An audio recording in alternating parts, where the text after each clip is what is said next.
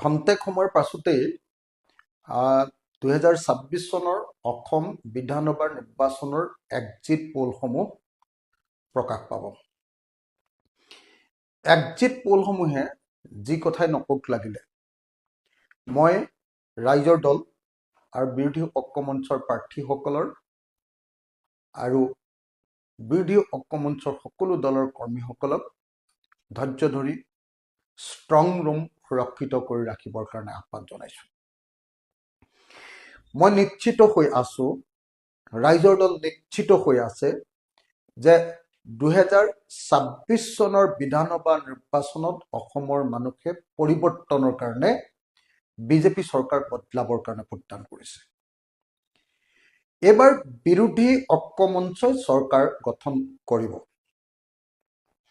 এইবাৰ ৰাইজৰ জয় হ'ব।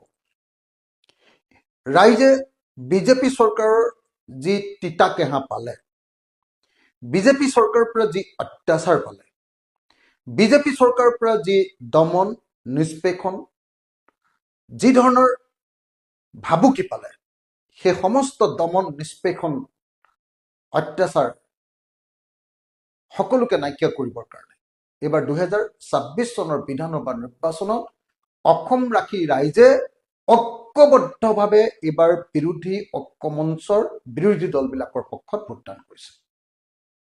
সেইকাৰণে এক্সিট পোলে যিয়ে নকওক লাগিলে, এক্সিট পোলবিলাকে সাধাৰণতে চৰকাৰী পক্ষত কথা কয়। এক্সিট পোলবিলাকৰ গোটেই চিষ্টেমটোতে সেই সমস্যাটো থাকি যায়।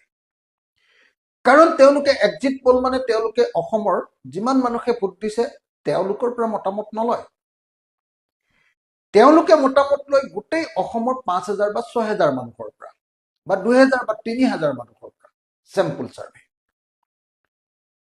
কোনোবা এটা চেণ্টাৰত কেইজনমান মানুহৰ পৰা তেওঁলোকে মতামত লয়। গতিকে সেই কেইজন মানুহৰ মতামতে কেতিয়াও অসমৰ ৰাইজৰ বা জনগণৰ মতামত কেতিয়াও হ'ব নোৱাৰে। সেইকাৰণে চেম্পল চাৰ্ভে যিয়ে নকওক লাগিলে সেইটোকে একেবাৰে শুদ্ধ বুলি ভাবি থকাটো এটা অবিজ্ঞানসন্মত কথা। মই ভাবো মোৰ গোটেই জীৱনৰ দীঘলীয়া আন্দোলনৰ জনতাৰ লগত থকা সম্পৰ্কৰ পৰা মই এবাৰ আপোনালোকক ক'ব পাৰো যে 2026 চনৰ বিধানসভা নিৰ্বাচনত অসমৰ ৰাইজে 2016 চনৰ বিধানসভা নিৰ্বাচনৰ দৰে পৰিৱৰ্তনৰ কাৰণে ভোটদান কৰিছে। 2026 চনৰ বিধানসভা নিৰ্বাচনত অসমৰ ৰাইজে এবাৰ চৰকাৰ সলনি কৰিবৰ কাৰণে, সাম্প্ৰদায়িক ফেচিবাদী চৰকাৰ সলনি কৰিবৰ কাৰণে, হিমন্ত বিশ্ব শৰ্মাক বদলাই দিবৰ কাৰণে ভোটদান কৰিছে। সেইকাৰণে মই সকলো মানুহক ধৈৰ্য ধৰি ৰবৰ কাৰণে আহ্বান জনাইছো। এক্সিট পোলে কি কয় মই নাজানো, খন্তেক সময়ৰ পাছত এক্সিট পোল ওলাব, কিন্তু মই জানো যে এই এক্সিট পোলে বিজেপি চৰকাৰৰ পক্ষতেই কথা ক'ব। কাৰণ যিসকলৰ পৰা মতামত লয় সাধাৰণতে চৰকাৰৰ বিপক্ষত কথা ক'বলৈ দিগদাৰ পায়। সেইকাৰণে এই মুহূৰ্তত এক্সিট পোলৰ ৰিজাল্ট দেখি কোনো বিৰোধী পক্ষৰ মানুহে, সেয়া ৰাইজৰ দলে হওক, সেয়া কংগ্ৰেছেই হওক, সেয়া জাতীয় পৰিষদেই হওক, সেয়া APHLCয়ে হওক, সেয়া বামপন্থী দলবিলাকেই হওক, কোনেও যাতে কেতিয়াও বিতত নহয়, ভয় নাখায়, ধৈৰ্যচ্যুতি নঘটায়, তাৰ কাৰণে মই আহ্বান জনাইছো। এতিয়া আমাৰ সকলোৰে দায়িত্ব হ'ল আমাৰ ষ্ট্ৰং ৰুমবিলাক সুৰক্ষিত কৰি ৰখা, ষ্ট্ৰং ৰুমবিলাক সঠিকভাৱে পহৰা দি থকা, আৰু ষ্ট্ৰং ৰুমত যাতে কেতিয়াও কোনো গণ্ডগোল কৰিব নোৱাৰে তাৰ ব্যৱস্থা কৰি ৰখা।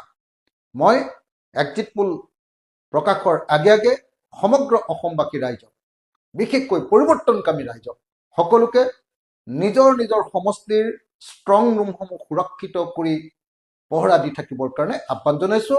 আৰু মই নিশ্চয়তা প্ৰদান কৰিছো যে এইবাৰ ৰাইজৰ জয় হ'ব, বিজেপি চৰকাৰ পৰাভূত হ'ব, চৰকাৰ পৰিৱৰ্তন হ'ব আৰু বিৰোধী ঐক্য মঞ্চৰ চৰকাৰ হ'ব, আৰু আমি পৰিৱৰ্তনৰ সোৱাদ অসমৰ ৰাইজক দিব পাৰিম।